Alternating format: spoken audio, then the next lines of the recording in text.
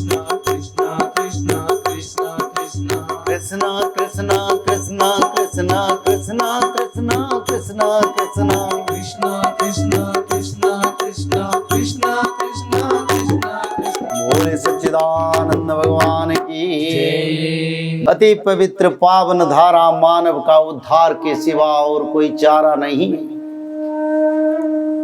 84 लाख जन्म से उभर के आए हैं, मानव जन्म मिला। सभी देवता भगवान को स्तुति करते हैं। अगर भगवान कृष्ण से प्रेम नहीं है तो वैकुंठ नहीं मिलेगा, जीव चक्र बंधन से कभी मुक्ति नहीं मिलेगा। कोई देवता को अगर पूजा करते हैं, वंदन करते हैं तो पार्थिव सुख मिलता है, पर 50-60 साल का पार्थिव सुख कई करोड़ों युग का आत्मा को क्या सुख दे सकता है। तो इसीलिए निरंतर भगवान का शरण में जाए। ब्राह्मण मुहूर्त पर उठे, त्रिकाल संध्या शुरू करे, भगवान कृष्ण के वंदन करे। इसमें सभी देवता, सभी पंचभूत आनंदित हो जाएंगे।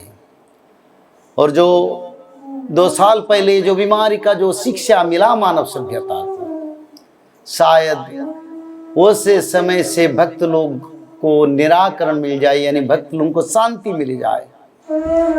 यही हमारा भगवान से प्रार्थना। आप भी उसको पाल लें, मान लें, तब आप लोगों का भी मंगल हो सकता है। रोज घर में भागवत जी पढ़ें, और भागवत जी पढ़ने से घर का पवित्रता बनता रहेगा।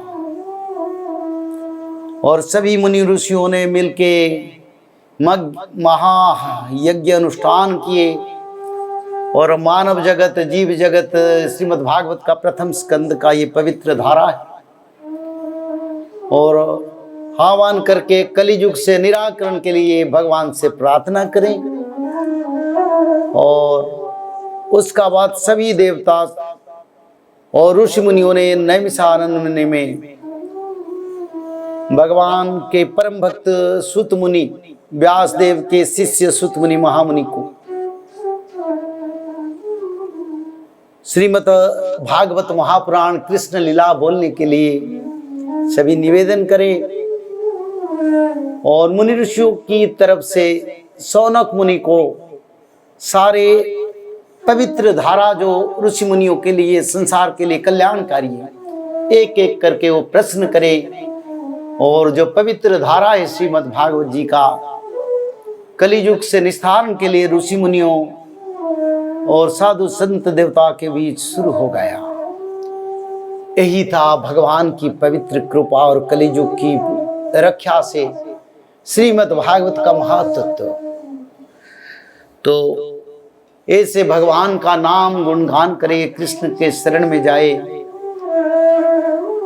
और भगवान कृष्ण जरूर हमारा समय के साथ उद्धार कर लेंगे। यही हमारा भरोसा है, विश्वास है। श्री राम जय